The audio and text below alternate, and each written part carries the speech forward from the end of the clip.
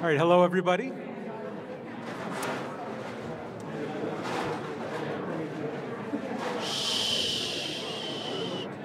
If everybody would take a seat.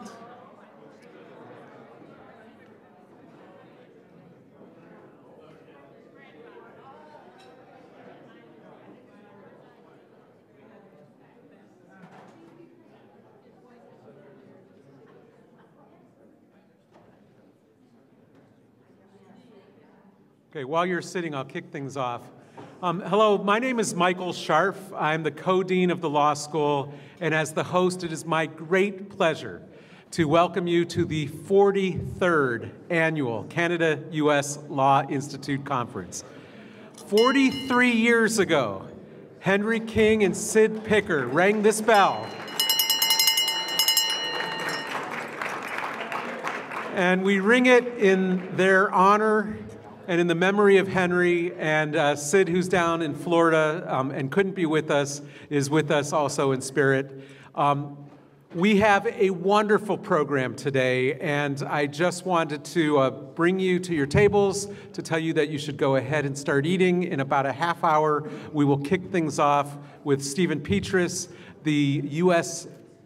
National Director of the Canada-U.S. Law Institute, and I'll be introducing him in about a half hour. So for now, please enjoy the dinner with the wonderful people at the tables, and we'll see you very shortly. Well, hello again, everybody.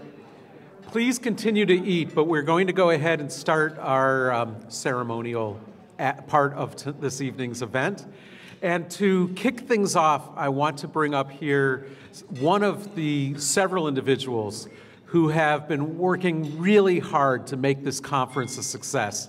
And of course, I'm talking about Stephen Petrus. Can you come on up? Now, Stephen has just retired from a long and illustrious career at Baker Hostetler Law Firm, and I am the Baker Hostetler Professor of Law, so it is one of my favorite law firms by name.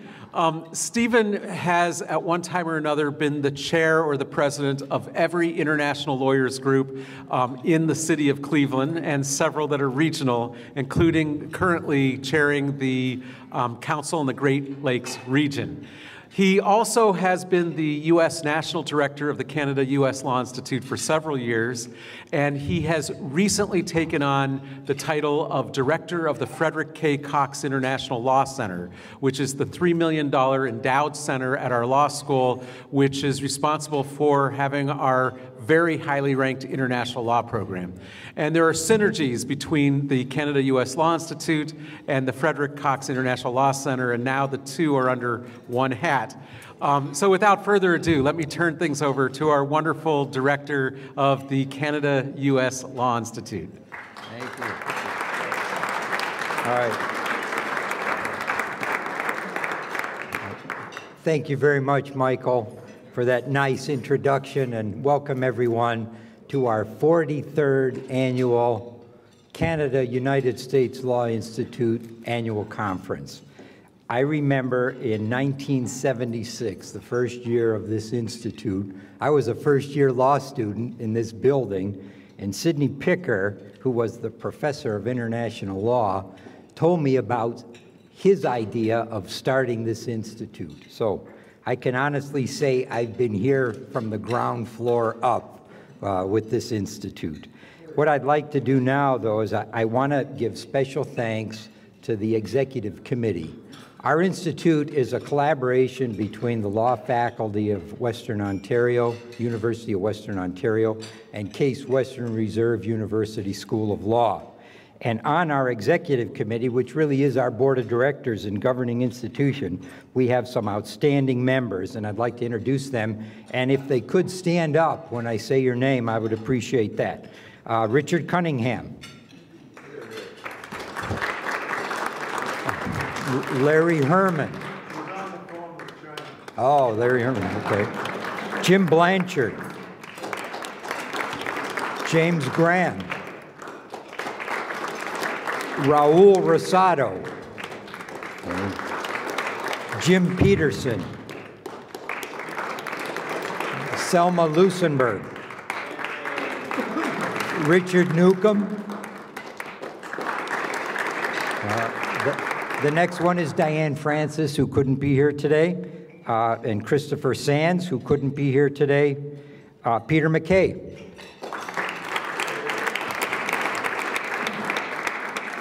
Kai Carmody, Michael Sharp, who you met, and also not with us today is Erica Chambers, the Dean of the Law Faculty of University of Western Ontario. Also, I want to give special thanks to the people who really made this thing happen and put it all together with attention to detail. There are two people, our conference manager, Eileen Drabowski. Eileen, where are you? Over there. And you'll see him running around with his camera, Brian Galviano. Brian, way in the back. And finally, a person who I work in tandem with and is involved every step of the way, our managing director, Ted Perrin. Ted. Finally, I want to give special thanks tonight to our sponsors, because we can't do conferences without strong financial support. And leading the way always is DLA Piper, a platinum sponsor.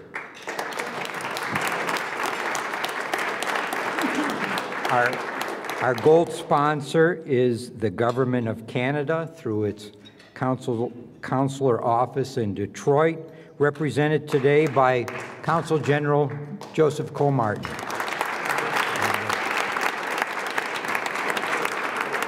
Our silver sponsors are Steptoe & Johnson, Dick Cunningham, Herman & Associates, Cleveland Cliffs, James Graham, and the law firm of Baker & Hosteller.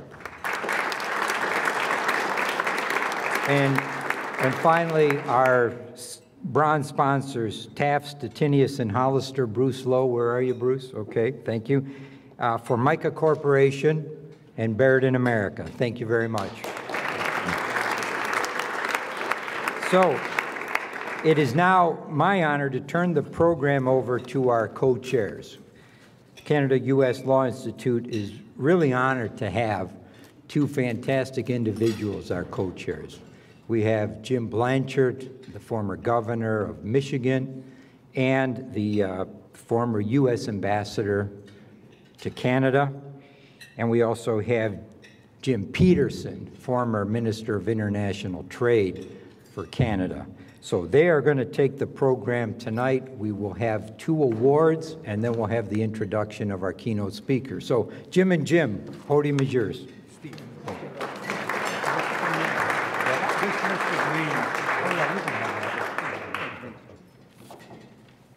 Steve, thank you very much. Thank you for your leadership.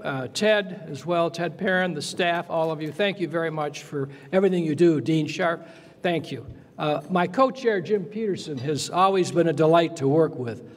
I've known his family for actually almost 40 years, and Jim and Heather were our first guests at our residence in Ottawa after I was named ambassador. So, do you remember that? I remember it very well. Okay, good. He still got his memory. Still has his marbles. I had a hangover for 3 days. Had a hangover. You know, Democrats do a lot of drinking, but so do the liberals. I have the privilege of announcing the recipient of our Henry King Jr. Award. Many of you know Henry King was a legend here in Cleveland, a legend in actually the legal community worldwide. I mean, he was not only a leader here at Jones Day Law Firm and had an enormous presence in the legal world, but he had also been one of the prosecutors at Nuremberg, and so he was a legendary person. I actually knew him. And a few years ago, when you didn't have anybody to give the award to, you gave it to me, so I appreciate that. Now, by the way, I just want to say, because we have a wonderful collection of Americans and Canadians here, I was talking earlier to Consul General Joe Cole-Martin and Martha Hall Finley and Lana Pollock, our chair of the IJC, about how great it was to be ambassador to Canada. This was a wonderful, wonderful job. It's one of the great positions in all of the U.S. public service. That's for another speech. But the person I want to introduce, who's a recipient of our Henry King Jr. Award, is the most devoted graduate of this law school I have ever met. I'm going to give you his name, but I want to tell you a little bit more about him. It's Rick Newcomb, and all of you know him. Rick. Bravo. All right. Let me just say. Bravo. Now, Rick chairs our international trade practice at DLA Piper. We are a global law firm, I might add, 4,500 lawyers, 78 offices, 34 countries, and he's the mainstay. Whenever I go to his office, he is working like a dog. And does he love this place? His undergrad was not Case Western, his law school was. His undergrad was Kenyon College in Ohio, made famous by the fact that Paul Newman went there. Rick thought about going into acting and decided he better not follow Paul. He would go into law. But I will tell you that in recent years, for 17 years, he was the director of our Office of Foreign Assets Control at the United States Treasury Department. That dealt with every kind of issue you can imagine, sanctions, terror, you name it, especially after 9/11. I mean, he was the man.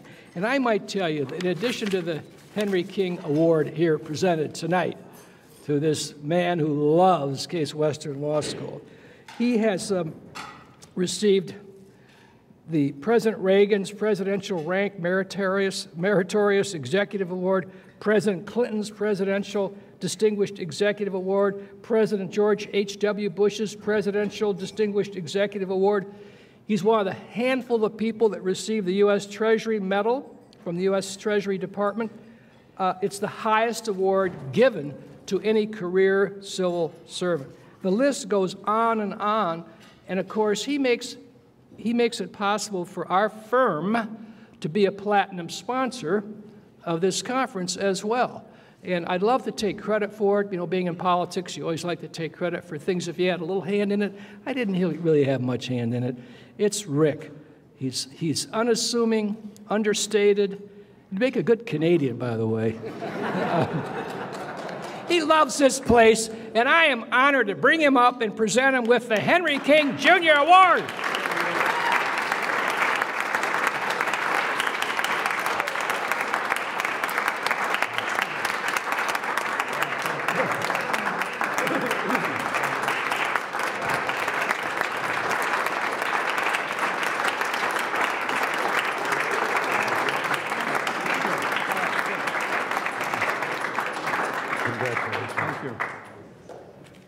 Jim, thank you very much for that very kind introduction. I wondered why I was sitting at the head table when people said, please come up.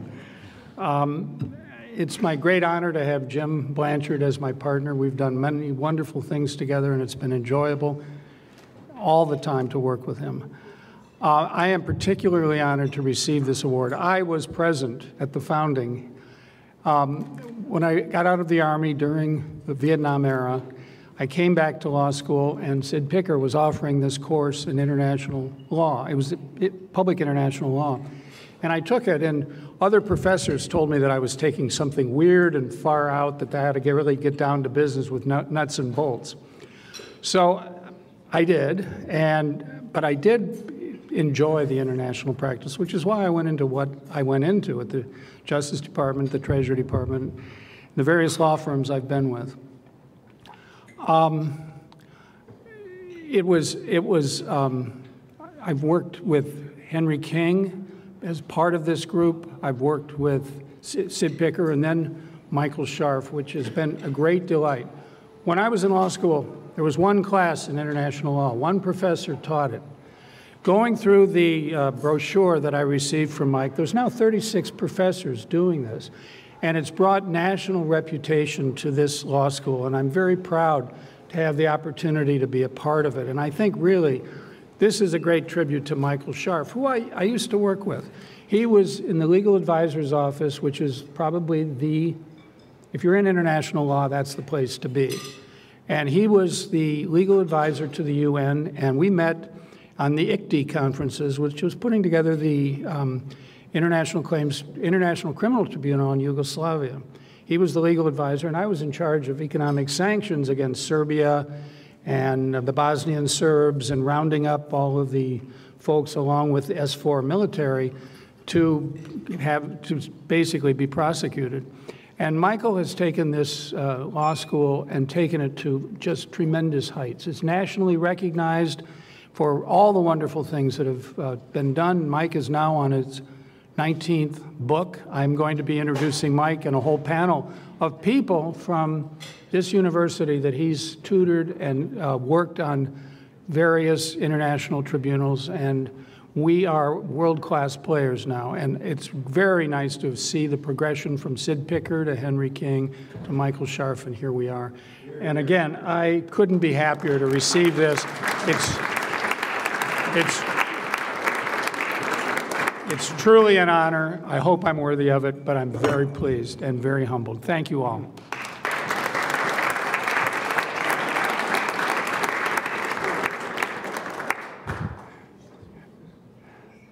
Rick, that was wonderful, and thank you for all you have done for CUSLI. I'm very pleased to be able to present the Sid Picker Award this year. Before I do, let me just say to you what an honor and pleasure it has been to be associated with this Canada-U.S. Law Institute, and particularly my co-chair, Jim Blanchard, whom I've known since he became ambassador to Canada. He was there at a time when we were facing great difficulties, including a Quebec referendum was coming up for succession. It's a rule of international law, as you would all know, that you never interfere in the domestic affairs of another country, particularly when you're visiting them. Well, Jim went ahead and a few months before, a short time before the referendum in Quebec, he had President Clinton come up to Ottawa and give a speech about how pleased the United States was to see a strong, united Canada. We won that referendum by 51,000 votes. Jim, you interfered in our domestic affairs, and thank you so much.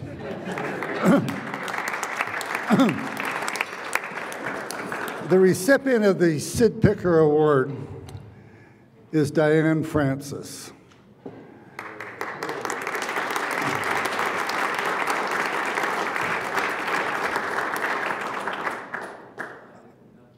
Diane is a pretty exceptional person. She's a journalist, she's a book author, she's the editor-at-large since 1998 of the National Post. She is a columnist, she has written about anti-corruption. She wrote a book entitled Bre-X, The Inside Story. Some of you might recall that that was when there was the seeding of a gold mine in some far eastern country, and the stock went crazy until they found out it was just a phony. It was a huge scandal at the time. But she is a very intelligent person, largely self-educated, and an absolute delightful person with whom to work. I could not have been happier when I phoned her up about 5 years ago and said, we're on this Canada-U.S. Law Institute, and we've got a lot of things to achieve and a lot of good things to work on, and we need your help. And she said, I would like to. And I couldn't have been more pleased. Diane was born in the United States, but has spent her life in Canada, but she still had a wonderful affinity for her country of birth. And she has carried this through in a lot of her columns, a lot of her articles. She wrote a book about the biggest merger, about our countries coming together. Well, we come together on most things in the world. and we're very privileged to have one another as neighbors. And we're very privileged to have Diane as a member of our executive committee. Thank you for your contributions to Canada and to us.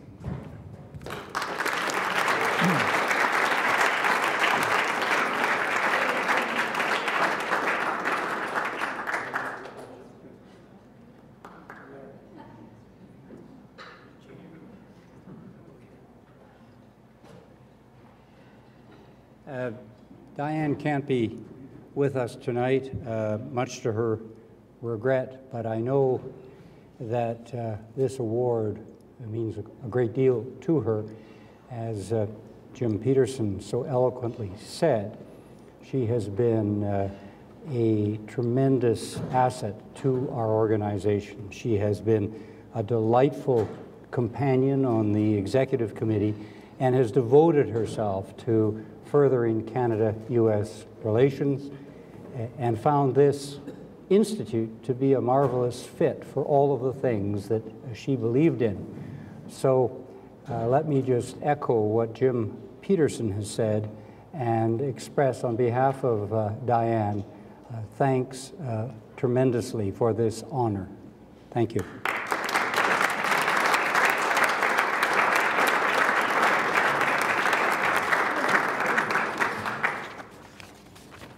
And now, for the main event, as they say. This is really big. As our president would say, I guess I shouldn't be quoting him now. I have the privilege of introducing one of the more outstanding public servants of our time. His name is John Godfrey. He's given a lifetime to public service. We're thrilled you're here. He spent 5 terms in the House of Commons. He was parliamentary secretary to the Prime Minister. He was a cabinet minister for infrastructure and communities.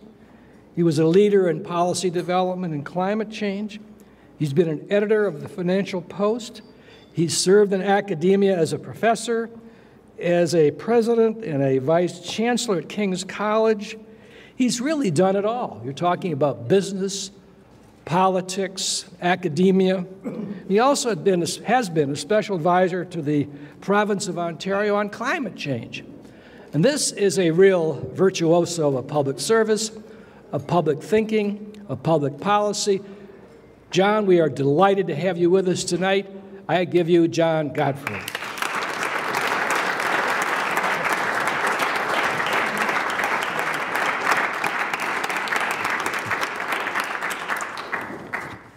I don't know who you're talking about. By the way, do I get... If you go to sleep, you stand warned. Well, here we are in Cleveland. I was, this is the first time I've been here. I'm delighted to be here. And as I was wandering around early this afternoon, of course I went to the Museum of Art, but then I came across Severance Hall. And I wandered in, and the Cleveland Orchestra was tuning up for a concert tonight, which will be a lot more interesting than what's about to get. But what can we do? And I remember George Sell. George Sell, who was the legendary conductor for years and years here, and took Cleveland to a height in cultural terms, which is quite remarkable. So as a music buff, I was delighted to be there. Well, since I'd never been in Cleveland before, I decided to do some research. I thought I would Google jokes about Cleveland.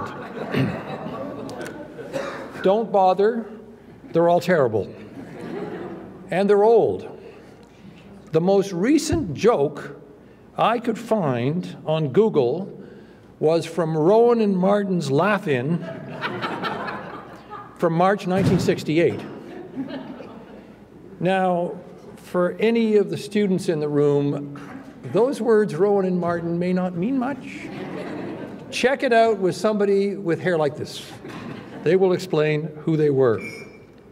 So, okay, are you ready for the joke? Here it is. In Cleveland, Velveeta cheese can be found in the gourmet section of the supermarket. That's it. That's their best shot. Ha ha. Well, thank you for inviting me to this year's conference of the Canada United States Law Institute. Now, about the topic. I love topics like this. Can the United States and Canada cooperate on climate change?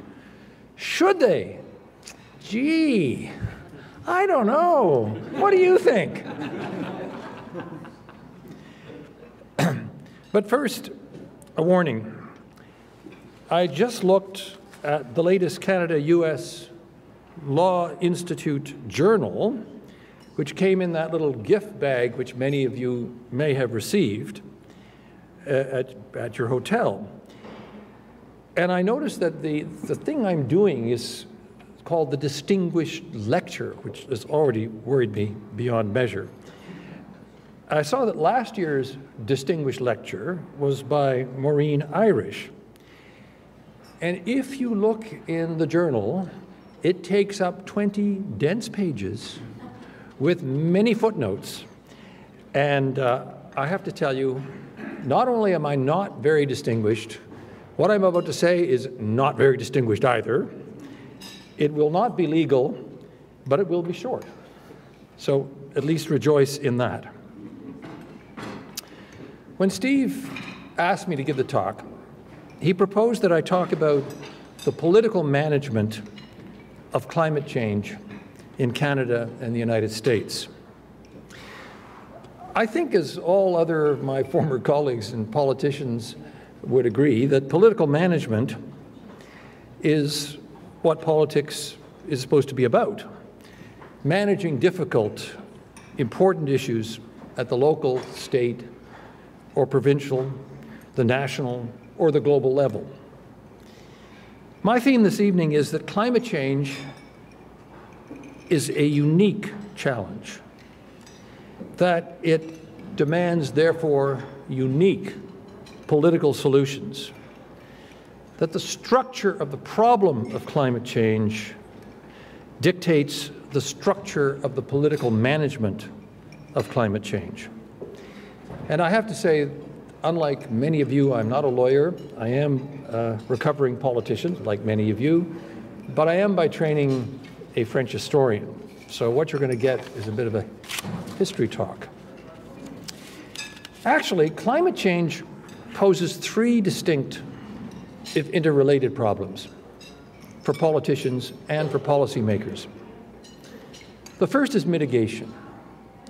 How can we reduce the emission of greenhouse gases fast enough to save the planet from catastrophe? The second distinct theme is adaptation and resilience. How can we defend ourselves from the extreme weather events which are already occurring as a result of climate change and which are going to get worse before they get better? And the third big challenge of climate change is technological, industrial, and economic transformation. How do we preserve our material quality of life without consuming energy and materials in the same manner that got us into this mess in the first place? And how do we make it fair, or at least fairer, for everyone else on the planet who aspires to our way of life, all 7.7 billion of our fellow humans? So the first characteristic of climate change and the politics of climate change is that the problem to be managed is vast, complex, multidimensional, and not easily susceptible to resolution. Each of these three challenges can be rightly described as wicked problems. Wikipedia defines a wicked problem as a problem that is difficult or impossible to solve because of incomplete, contradictory, and changing requirements that are often difficult to recognize. And that's the politics of climate change. A second characteristic of climate change politics is that the stakes are uniquely high, nothing less than the survival of the planet and humankind. We are literally facing an existential crisis, our existence. The only other way humans can destroy themselves so thoroughly and completely is through all-out nuclear war. To rewrite T.S. Eliot slightly, this is the way the world ends. This is the way the world ends, either with a bang or with a whimper. Pick your poison. Which leads to a third distinction of climate change politics, one which makes it very different from the politics of nuclear weapons negotiations, traditional great power politics. Traditional great power politics and negotiations won't cut it. This is not like the great power conferences before World War I, or Chamberlain and Hitler in Munich in 1938, or the Cuban Missile Crisis, which some of us may remember from 1962, or Donald Trump meeting Kim Jong-un. Each of those events involved a limited number of states and a limited number of actors, political actors and decision makers, negotiating to clear deadlines and responding to immediate perceived emergencies. Climate change is a problem for every nation on Earth. But unlike the threat of nuclear war, every country has a measure of direct responsibility for carbon emissions. Every country, including ours, is a potential victim of a warming climate. Hence, every country has to be involved in the discussions, in the global politics of climate negotiations. What does that look like? It looks like the Paris climate negotiations, COP21, in December of 2015, which brought together 195 nations plus the European Union, with 146 of them presenting intended nationally determined contributions, what they would do to cut back on their own emissions.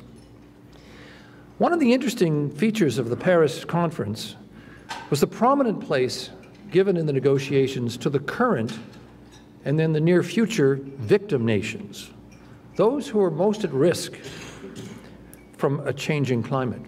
In fact, in 2009, they formed a group, the V20, not to be confused with the G20, the Climate Vulnerable 20, now made up of 11 founding countries such as the low-lying island states like the Marshall Islands and the Maldives, but also the Philippines, Ethiopia, Costa Rica, and Bangladesh, with 32 additional members. These countries are paying the price of climate change now. They remind us of the pressing urgency of the problem, and they demand to be at the table. I think the only place that this can really happen in a meaningful way is at the United Nations. Of course, when I saw the flag, I was tempted to go over and kiss it and embrace it, but I thought, no, that hasn't got a good precedent. The United Nations is the indispensable organization for dealing with global politics of climate change. And so in our discussions tomorrow about the Canada-US bilateral relationship, I think it's really important that we keep in mind this global framework, because North America, powerful and big and wonderful as we are, can't go it alone. We only do so in a global context. Since we're talking about the Paris Climate Conference of 2015 and Donald Trump, about now I can hear some of you say, but look what happened after Paris. Donald Trump got elected and America pulled out of the agreement. And then more recently, President Bolsonaro just got elected in Brazil and seems determined to pave over the Amazon rainforest, and so on. Which is a nice segue to the fourth unique characteristic of climate change politics: time. Time is the secret sauce of history. Unlike the crises of traditional great power politics, where political actors have to solve problems and make decisions in days, I'm thinking here, for example, of that wonderful book by John Lukács, 5 Days in London, May 1940, describing the debates morning, noon, and night of the British War Cabinet on whether to negotiate with Hitler or continue the war. That's traditional politics. When it comes to climate change, there are no hard deadlines, no time-sensitive immediate crises. We have both too little time to do it and too much time to do it. There is no end game to climate change, no definitive decision, no victory march, no sprint to the finish, only a marathon which never ends. What climate change politics requires is no less than a global, intergenerational commitment of the sort that it took to build a medieval cathedral for 100 years. With our 4-year election cycles and our quarterly earnings statements and our distracted Twitterverse, who has time for that? And yet, that is what the political management of climate change will take. I told you it was a wicked problem. Time erodes political alignments and commitments. When Canada's newly elected Prime Minister Justin Trudeau went to the Paris climate talks in December of 2015, he was accompanied by 9 of our 13 provincial and territorial leaders. But today, some of his closest allies in the provinces have been defeated in elections and replaced by people hostile to the climate project. Time marches on. How do you keep the faith and maintain the commitment, not just over 4 years, but over 40 years or 100 years in the battle against climate change? Mark Carney, the Canadian-born governor of the Bank of England, who, by the way, must be having one hell of a month right now in the middle of the Brexit chaos, describes the challenges of time and climate change as the tragedy of the horizon. Because we respond better as human beings to short-term crises, by the time we fully realize the danger of climate change, it may be too late to take effective diversionary action. The 11th hour may not come soon enough. Which brings us to a 5th characteristic of climate change politics. No one is clear on who is supposed to be in charge of managing the file, both politically and administratively. This is partly, of course, because, as I have noted, there is not one file, but 3: mitigation, adaptation, and economic transformation, each with its own characteristics and political challenges. One easy rhetorical response is to take the old Department of the Environment, add the words "and climate change," and Bob's your uncle. This was the route taken by the current Liberal government in Ottawa by creating the ministry now called Environment and Climate Change Canada, or the previous Liberal government of Ontario, with whom I worked until last June, which created the Ministry of Environment and Climate Change. By the way, the new guys in Ontario have rebranded it the Ministry of Environment, Conservation and Parks. Climate change? What climate change? You're kidding me. Which simply reinforces my point about the corrosive effects of the passage of time in climate politics. When it comes to mitigation, the reduction of greenhouse gas emissions, you can certainly argue that carbon dioxide is a pollutant, like SO2, which Canada and the United States regulated a while ago to clean up acid rain, as we did as well with ozone-depleting substances. Indeed, in North America, I would remind you that we used a cap-and-trade system to do these things in the past, but that's another story. Ministries or departments of the environment have experience and precedent in this kind of regulation. They know how to regulate bad and dangerous substances. But if you're trying to reduce emissions from energy and transportation systems and from buildings, and from heavy industries, agriculture, and natural resources. This is way beyond the capability and authority of a Ministry of the Environment and Climate Change. This is a whole-of-government file, which requires careful coordination from some central authority. Again, traditional politics has assigned authority normally to single ministries or departments. But to me, this is more like wartime mobilization, requiring centralizing, coordinating control. The same is even more true of adaptation and resilience. In Canada, it gets a little weird. Adaptation is assigned nationally, not to Environment and Climate Change Canada, but to Natural Resources Canada, the very people who support the oil and gas sector, which is causing a lot of the greenhouse gas emissions in the first place. When I was in federal politics, I used to call it the Ministry of Sucking and Blowing. And as I tried to tell them, pick your lane, folks. In Ontario, the poor old Ministry of the Environment, past and present, has been traditionally saddled with managing adaptation, which makes absolutely no sense, since this is all about the environment striking back.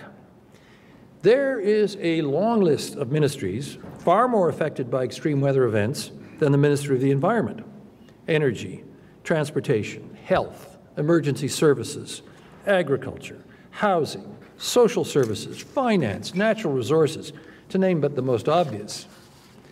So, what do we do about that? Again, logic would dictate that, as in wartime, some kind of central agency, such as the Ministry of Finance, should take charge, since it's the economic well-being of the province which is ultimately at risk. Let me say a word about central agencies, at least in my own country, both federally and provincially. There are two kinds of ministries in our governments: line departments such as environment and transportation and energy, with specific responsibilities within their silo, and central agencies, which have the mandate to intervene in all ministries across government.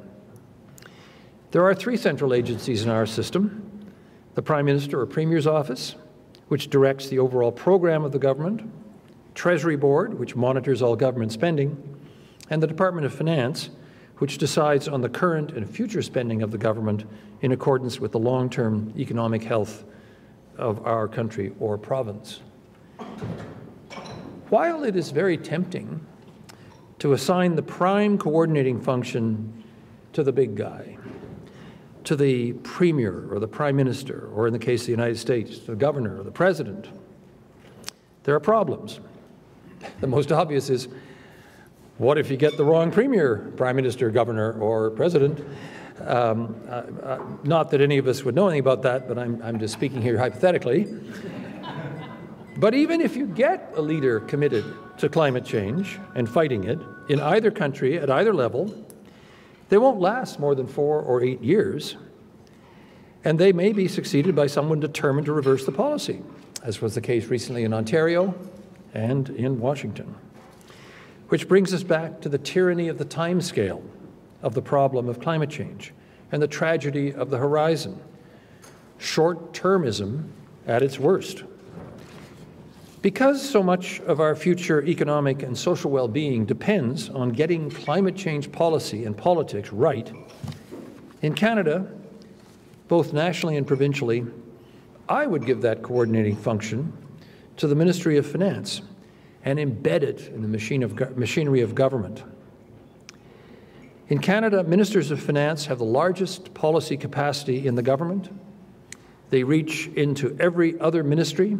They regulate the financial services sector, the insurance business, and most importantly, they see their central purpose in life as being stewards for the long term. What could be more long-term than climate change? As an aside, you may recall I spoke to you earlier about the V20, the Vulnerable 20, the Climate Vulnerable Forum, who were so prominent in Paris in 2015.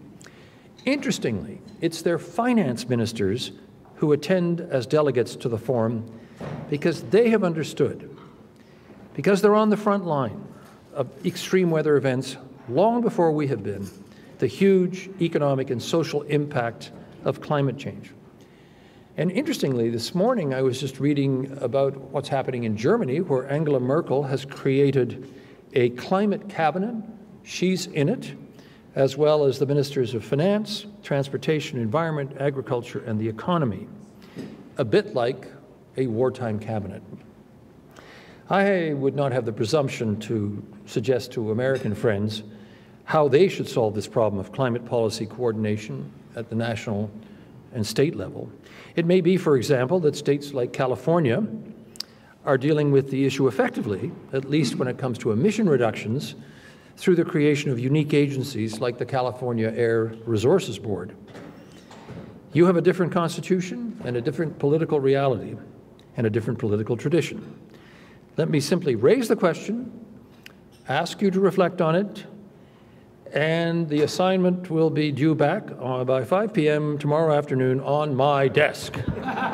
Once a prof, always a prof. Let me add one more obvious layer of complexity to the story: cities. Much of the action of climate emission reductions and adaptation and resilience takes place at the city level, because that's where most people live, and that's where most economic activity occurs. The global C40 cities movement, for example, connects 94 of the world's greatest cities with a total of 700 million inhabitants, representing 1/4 of the world economy, with a mandate to take decisive climate action within their sphere, with a specific focus on reducing greenhouse gas emissions. It's been chaired at various times by Mayor Ken Livingstone of London, Mayor David Miller of Toronto, and Mayor Michael Bloomberg of New York. In Canada, Montreal, Toronto, and Vancouver are members. In the United States, Austin, Boston, Chicago, Houston, Los Angeles, New Orleans, New York City, Philadelphia, Portland, San Francisco, and Washington, D.C. For adaptation, there is the Rockefeller 100 Resilient Cities movement, which is helping cities around the world become more resilient to the physical, social, and economic challenges that are a growing part of the 21st century. So they're more on about extreme weather events and adaptation. Rockefeller pays for the creation of a post of Chief Resilience Officer for a city for 2 years, with the expectation that the city will take over from there. And in Canada and the United States, the following cities have signed up: Atlanta, Berkeley, Boston, Boulder, Calgary, Chicago, Dallas, El Paso, which is, I hope Beto O'Rourke is listening, Greater Miami, Honolulu, Houston, and you can see why they might be concerned, Los Angeles, Louisville, Minneapolis, Montreal, Nashville, New Orleans, New York City, Norfolk, Oakland, Pittsburgh, San Francisco, Seattle, St. Louis, Toronto, Tulsa, Vancouver, and Washington, D.C. again, have all signed on. So maybe this is where the action is taking place. All this activity at the city level, both focused through the C40 group on climate mitigation and the reduction of greenhouse gas emissions, and through the Rockefeller Resilient Cities group on extreme weather events, adaptation, and resilience, reminds us that leadership on this file can occur at many levels. And indeed, given the structure of the problem, must occur at many levels. Because what we're talking about is not a whole of government at one level, but a whole of governments at all levels and working together. A challenge indeed. Governors, premiers, and mayors don't require permission from their national leaders to fight climate change in their own space. And the fact that so many are doing so already and banding together with others across national boundaries and oceans to do the same must be one of the most encouraging signs and aspects of the new politics of climate change.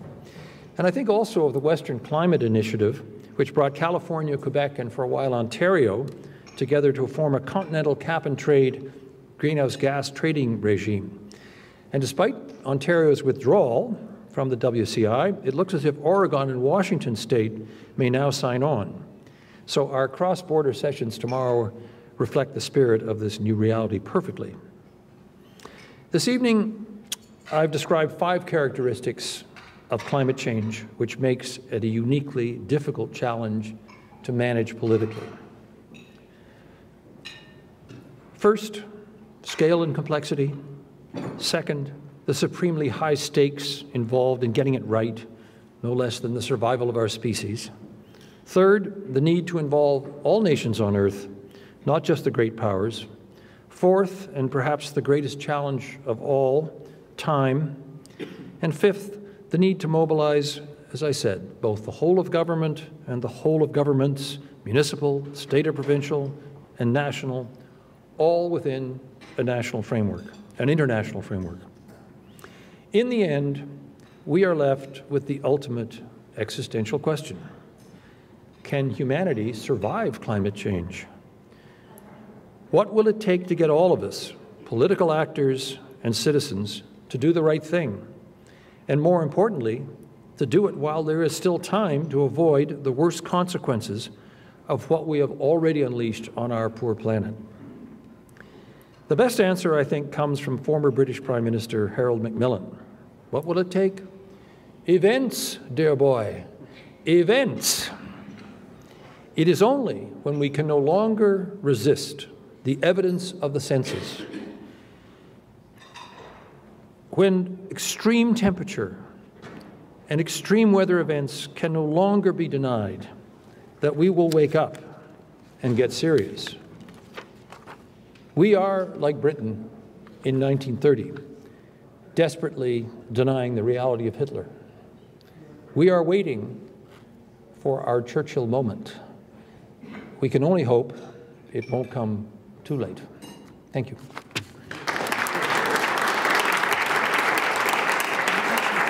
Sure.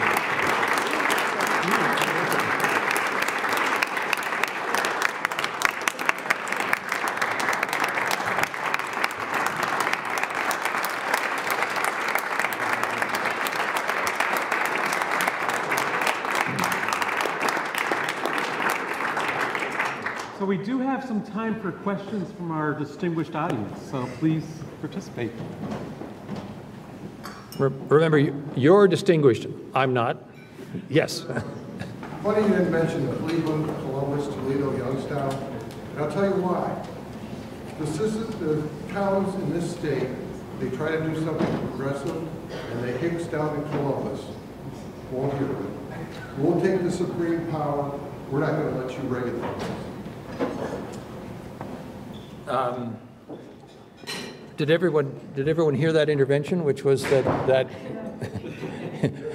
it was rather a cri de coeur.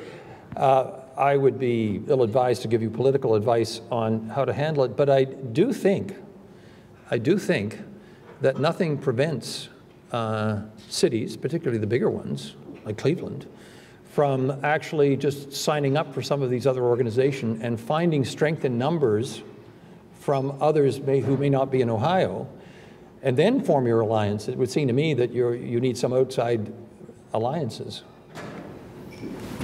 Well, as a sort of approach that question as a councilman from a small city, I think what we have to do is pass ordinances where we can and resolutions where we can, so that we can mobilize other cities to approach it from a grassroots leadership perspective. Get more and more people to adopt resolutions on those issues. Yes, and somebody who was, in addition to being Minister of Infrastructure, Minister for Communities, and communities, by the way, in Canada is Fed speak for municipalities, but we dare not pronounce the word if we're the federal government, because municipalities under the Canadian Constitution are creatures of the provinces, so we just say communities and nobody knows what we mean. But I do know, again, it seems to me that you've got political organizations, municipal associations, for example, and you can form alliances, both at the local level, at the state level, and the national level, and through various of the conferences of mayors and all of those things. I mean, use all the tools that are already available, and I think you'll find there are, I mean, one of the reasons I read out the roll call of the cities, both on the mitigation side and on the adaptation and the resilience side, is to give you an idea first of all, of the numbers that are out there, so you're not alone, and that they were not, particularly in the case of the cities that were doing the Rockefeller cities, were not all huge. I mean, they were not mega cities by any means. And so that will have an extraordinary effect on the local population, and that effect will be filtered up to the political system, it seems to me. But it's, you've got to feel that you're with other people that are on the same page. So joining those kinds of movements and organizations seems to be a natural thing to do at this. Yeah, Peter. John, thank you for your remarks. It was extraordinary. And to pull the telescope back from the municipal and global and international, not on your list were Islamabad, Moscow, Beijing. What do you say to the deniers and the foot draggers when they argue with some authority that the big emitters, those countries and others who sometimes do show up at international conferences, do vote at the United Nations, do participate in major global affairs, and yet they're still building coal-fired generators. They are still reluctant to even acknowledge the scale of the problem. And without them at least participating, aren't we whistling past the graveyard? I mean, we can cripple our economies and do the right thing, to use your words, and these countries are going to continue to cause global warming at an alarming rate. Let me just summarize for those who may not have heard at the back of the room. Peter was asking the question, and it's the tragedy of the commons, right? Like, well, if I do it and the other guy doesn't do it, I'm going to be taken advantage of. And this would apply particularly to powers as different as Russia and China, but also Pakistan and so on. So how do we involve them in the conversation? Well, it is, when you look out at the world, one of the things that's interesting, particularly if you take China, for example. So China is doing everything you're saying. It's building more. It's doing two different kinds of things. It's building more coal-fired generating plants, which are awful, and building them at a tremendous rate. But also, because they're a top-down dictatorship, they're bringing in electric cars. Now, of course, the electric cars are being fueled by the coal-fired plant, which isn't really going to save the day. But the point is that the third, you remember, I've really talked about two things tonight. I've talked about mitigation, reduction of greenhouse gases. I've talked about adaptation. I mentioned the third one, which is economic transformation. And that, I think, is where salvation lies, particularly with the developing world. If we can come up with the right kinds of energy-saving technologies and the reduction of harmful materials, which we are capable of doing. I mean, we in the West have extraordinary capacity for invention. And if we can find a way of transferring that to those countries, so we're not all just holding it back, but that we're sharing. It's like telephones. You remember the Brits came up with the telephones, a very antiquated telephone system with a Stroger arm, which did this when you dialed, and you put a penny in, and another penny, and I don't know what. And so they had an old, antiquated telephone system, which nobody in the third world went for. They just went to cell phones, right?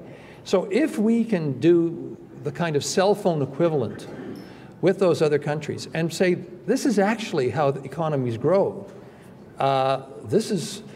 We can actually have the way of life which all of us aspire to by doing it differently, but not suffering. It's not a life of eternal kale, you know, and spinach and other things. We have to unleash human ingenuity, and we have to share it. I mean, already you can see some interesting ways in which we save energy. I mean, if you just think of these little devices which all of us are carrying on our person, how in a way that has dematerialized our world, why we don't have newspapers as much as we did, all that stuff that we used to get on paper and with trucks delivering them, and I know it's not good for the newspaper business because I used to be in it, but we are finding strategies for doing the same thing, getting news with virtually no energy, right? I mean, so that third part of the equation is the crucial part, because we can't just say, don't do this. We have to say, there's a better way, and wouldn't we all like to drive a Tesla? One of the great things about Tesla, it's cool. Who wouldn't want a Tesla? So the cool factor cannot be underestimated. Maybe there's nuggets of hope. You mentioned Pakistan. Well, Pakistan's now led by one of the finest cricketers. And if he has anything to do with it, I've got to believe that climate change policies might improve. He's a cricketer after all. And also one of the things that I said in passing was that the most vulnerable countries on the planet are also the same countries that are in the developing world. I mean, Bangladesh is going to have huge environmental problems. China already, in its cities where the pollution is so awful, realize they're killing off their population. So there's a self-interest in actually getting it right. And you can get a kind of, one of the great things about eliminating coal-fired generating plants, you get a 2-for-1. You don't get the particulate, which is causing all the asthma, and you don't get the CO2, which is causing global warming. So the trick, however, is going to be at what speed can we reorient ourselves to a different world, which is not a worse world, which was, I remember when I was minister of, well, effectively minister of cities, sort of like HUD or something, and we did a poll and asked Canadians, would you like to live in a more densely populated city? And they all thought, I don't want to live in Calcutta. I said, why did you ask that question? Why didn't you ask, wouldn't you like to live in a more walkable city? It's the same question, just posed better. Yeah, Jim. John, what role do you see nuclear power? So the question is about nuclear, and I must say, having given a lot of thought to this, I think this is something we absolutely have to do. There are huge risks, for sure, but I think that the upside is so positive if we can manage the risk, and we've seen things go wrong for sure, but I don't think we can afford to exclude it, particularly because it replaces big central sources of power.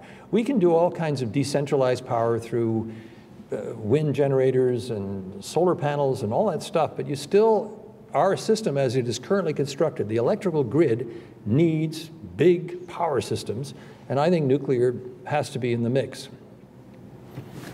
One thing I haven't heard you comment much on is poverty. You said at the table here that these guys aren't going to listen, and one of the reasons they're not listening is that they can't put food on the table. They can't buy the Teslas. The Africans can't buy these fancy cell phones that they want. The reality is 25% or more of our emissions are coming from deforestation. Look at Africa, their productivity of soil is a fraction of the rest of the world. So as a result, they're cutting down trees left, right, and center, burning trees because they have another source of fuel. Yet nobody wants to help them get their agriculture to a higher level of productivity right now. And at the same time, you hear this carbon tax, and the way it's always pushed against is that everything's going to be more expensive. So we got this elitist world, if you want to call it that, saying climate change is the problem, and it's true for us. But what about the people who can't afford their next meal, who can't put solar panels on the roof, the people who can't put clothing on their back, and we're telling them that they got to be part of the solution? Yeah, and so the question is, how do we deal with the rest of the 7.7 billion human beings on the planet in a fairer way, and recognizing our own role in the legacy of all of that CO2 which was put up there, which was put up by the developed world through 2 centuries of the Industrial Revolution using coal and gas. So one of the answers, there is no easy answer, that's the first observation, obviously. It is something, however, which is being more brought up at these international meetings. I was in Paris in December 2015, and it was astonishing the developing countries there's something called Article 6 in the final agreement, which is all about developing countries. And the whole issue of social justice is absolutely central to climate change. Part of the challenge is that we don't that we recognize that one of the sources, for example, of pollution is the consumption of animal meat, right? I mean, and that's one of the sources of, one of the reasons we have deforestation. And, you know, a simple knowledge of nutrition, which, I mean, we all tend to believe that we need our protein. We think we need animal protein. Truth is that actually we're better off with plant protein. I mean, elite athletes are better off not eating steak, right? I mean, this is, and everything to the contrary has been a bill of goods sold by the dairy industry and by the poultry industry and by the beef industry and everybody else. So we've got to be, this is where the problem of Western culture, showing other people how they think they'd like to live in a consumer society, where we have to rejig that and we have to start with ourselves, but also work in ways in international development which through reforestation, for example. I mean, one of the ways we fight climate change is by planting trees and not by destroying them as we have in Malaysia and all those other places, palm oil and all of these other really deadly things which are not good for the environment. So there is no easy answer to your question. It's an absolutely crucial observation. We cannot say to people, we got here first, now we're drawing up the drawbridge because you know, we're entitled and you're not. That is unacceptable. And it won't work. I mean, they won't stand for it. And we will be seeing more and more climate refugees. We're already, you can argue to some degree that the Syrians who are coming to our shores are climate refugees as much as they are political refugees. So you've identified a hugely important problem that we must absolutely focus on. Yes? A Canadian economist and trade negotiator we all know, Sylvia Austria, once said at a conference I attended about 20 years ago as to what was going on in the trade world. She said, China, China, China. What do you say about hydrogen, hydrogen, and hydrogen? The heck with electricity. Let's get past it. Well, I've been looking at these questions for quite a while, and I did go through my hydrogen moment. We have a wonderful company in Canada, which is a little like Brazil. It has a great future and always will. That company is called Ballard Power Systems, and they've got Ballard buses. So I think the answer to, I don't think there's a single fix by any means. What I do know, and I've been working with the university folk at the University of Toronto, is that there's some extraordinary technologies which are possible, including technologies, the best of them all is ones which take CO2 and turn it into energy again and destroy the CO2. I mean, it's like alchemy. And there are at least 2 scientists who are working on this, one of them whom won the Carbon X Prize. Do you know about the Carbon X Prize? The Carbon X Prize is a global competition held every year for the most ingenious ways in which people can come up with inventions to lower carbon dioxide. And this Toronto experiment was awarded the Carbon X Prize. We've got to push on all of those fronts. There may even still, I'm sure there's still an argument to be pushing on fusion, nuclear fusion, which is, again, one of those dreams, which is we've tried to figure out how to get more power out of the system than we put into the system. But I think the challenge is to pursue all of this, not stick with one, not put all your money on one horse. The one thing that is clear when you think about all of this is that the future of our world has got to be electric. Everything that we can possibly electrify, we should electrify, providing we can get the right source of power, nuclear perhaps, because it's like a universal currency. It's better than Bitcoin. I mean, much better than Bitcoin. If we can, that is the common way in which we can move energy around. So if we can generate it the right way and send it in the right directions and share it in the right directions, it's magic. Great. One more time, a big hand for John Godfrey.